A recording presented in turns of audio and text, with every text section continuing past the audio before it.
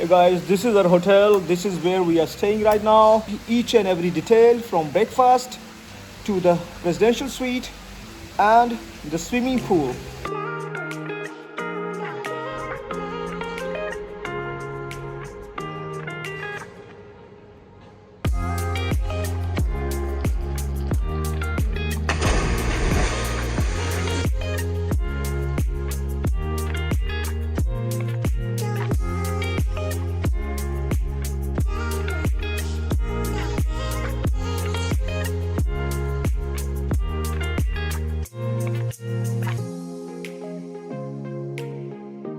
ये हमारी स्वीट है एक छोटी सी, तो मैं चाहता हूँ कि आपको अपने होटल का एक छोटा सा टूर दूँ। होटल का क्या नाम है, हमने इस स्वीट के कितने पैसे दिए, कितना एक्सपेंसिव है, इस स्वीट में क्या क्या है, क्या क्या एमिनिटीज़ हैं, छोटा सा मैं आपको टूर देता हूँ। जब हम एंट्री करते हैं तो सबसे पहले हमारे पास हमें ये डाइनिंग रूम मिला हुआ है। ये डाइनिंग सेट है जिसमें 4 लोग आराम से बैठ सकते हैं। हमें जो इस स्वीट के साथ मिला है वो है ये मिनी बार। इसमें हमें कुछ ड्रिंक्स मिले हुए हैं जो ऑलमोस्ट सारे होटल्स में होते हैं, आप देख सकते हैं। एक कॉफी मशीन मिली हुई है, पानी मिला हुआ है, एक हॉट वाटर जग मिला हुआ है जिसमें हम उसको बॉयलर कह सकते हैं, इलेक्ट्रिक कीटल कह लो।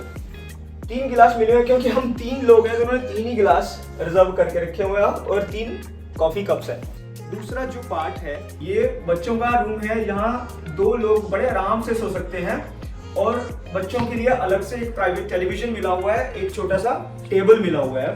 जो मेन अट्रैक्शन है इस स्वीट की, सबसे एक्सपेंसिव क्यों होती है स्वीट, अभी मैं आपको वो जगह दिखाने वाला हूँ। इसमें 3 आइटम्स ऐसी हैं जो नॉर्मल होटल्स में, जो नॉर्मल होटल रूम्स में नहीं होती। जैसे हम किसी 5 स्टार होटल में भी जाएंगे तो जो हम प्रीमियम रूम बुक करवाते हैं वो फैसिलिटीज उन छोटे रूम्स में नहीं होती और स्वीट में होती है।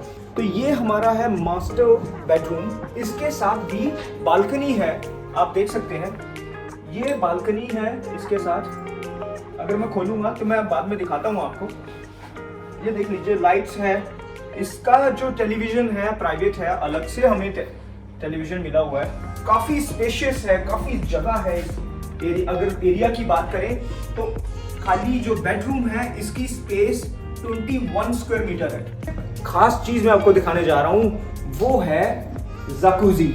इसमें हम गर्म पानी कर सकते हैं और गर्म पानी में तीनों हम बैठकर आराम से बात करेंगे। 2 घंटे यहाँ पे लगाएंगे, रिलैक्स होंगे, अपनी थकावट दूर करेंगे। इस एरिया में हमें एक इटालियन बाथ मिला हुआ है, एक हमें कबर्ड मिली हुई है, एक हमारा लगेज एरिया है और एक है पीछे toilet. I give you a hint of this place, it's 60 square meter suite. Now I will take you to the stunning place, and this stunning place give you the stunning view.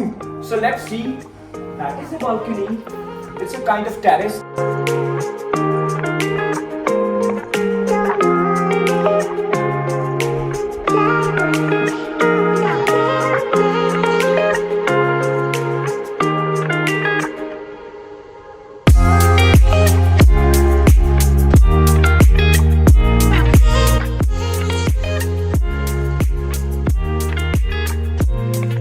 यहाँ बैठकर हम शाम की जो चाय की चुस्कियाँ हैं वो परिवार के साथ ले सकते हैं। देखिए एड्रियाटिक सी है मेरे पीछे। शाम को आपको दिखाऊंगा, शाम को यहाँ का जो नज़ारा होगा वो देखते ही बनता है। तो चलिए अभी हम थोड़ा रिलैक्स हो जाते हैं और शाम का नज़ारा यहाँ पर कैसा होता है वो आपको दिखाएंगे। इसके साथ अगर आपको ये ब्लॉग अच्छा लगे तो आप please do not forget to like share and subscribe. अगर आपकी कोई फीडबैक है तो आप नीचे कमेंट बॉक्स में लिख सकते हैं। And then we decided to relax and spend some time in Jacuzzi. हमने जल्दी से जाकूजी में पानी भरा, थोड़ा पानी गर्म किया।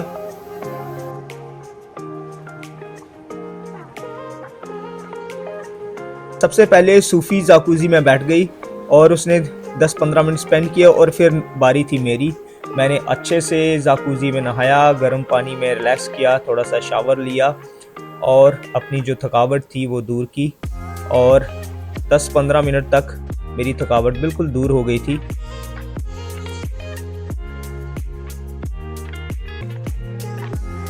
और उसके बाद हमने डिसाइड किया कि अभी हम करेंगे ब्रेकफास्ट, क्योंकि ब्रेकफास्ट करने का वक्त हो गया था और हमारा फ्लोर था 11th और फिर और हम चले गए ब्रेकफास्ट करने के लिए। ब्रेकफास्ट में हमने बहुत कुछ खाया, देख सकते हैं बहुत कलरफुल ब्रेकफास्ट था।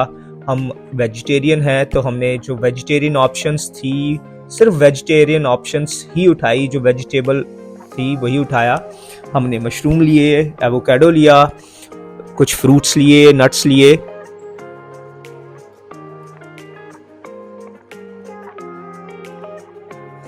और एज यूजुअल सूफी हमेशा की तरह उसका फेवरेट पैनकेक और एवोकाडो रहता है और थोड़ी सी स्ट्रॉबेरी। तो फिर चलिए आपको एक छोटा सा टूर करवाते हैं कैसा था इनका ब्रेकफास्ट। उन्होंने फ्रेश फ्रूट्स काट कर रखे थे, 3-4 टाइप का याओ था, अलग अलग ग्रेन्स रखे हुए थे। आप अपना ब्रेकफास्ट खुद बना सकते हैं। हनी था, मिल्क था, अलग अलग टाइप की सीरियल्स रखे हुए थे जैसे आप देख सकते हैं। हालांकि इतना कुछ हम खा नहीं सकते, लेकिन थोड़ा थोड़ा हमने सब कुछ टेस्ट किया। एक छोटा सा काउंटर था जहाँ पे अलग अलग स्पाइसेस बनाए हुए थे और हॉट मील अलग से सर्व हो रही थी। ये थोड़ा सा जूस लिया हमने और इतना कुछ खाने को था कि हमने कम से कम 1.5 से 2 घंटे ब्रेकफास्ट करने को लगाए।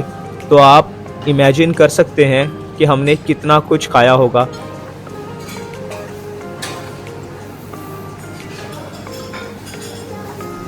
हमने ये ब्रेकफास्ट 8:30 को स्टार्ट किया था और हम ब्रेकफास्ट करके 10 बजे बाहर आए। इतना कुछ खाने को था कि हमें हमारे मुंह पे ब्रेक लगाना बहुत मुश्किल सा हो गया था हमारे लिए। तो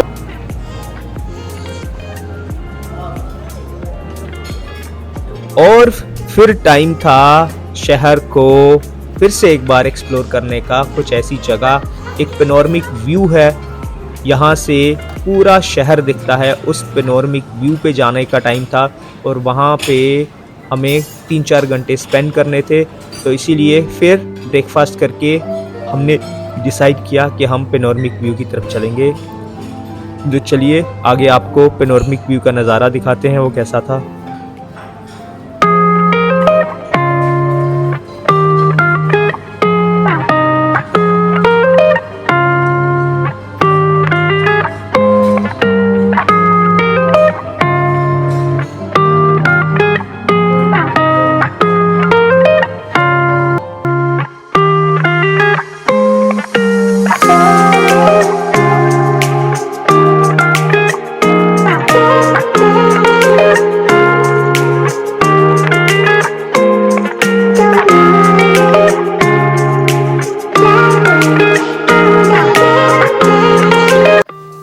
Now we are at the panoramic view of the city.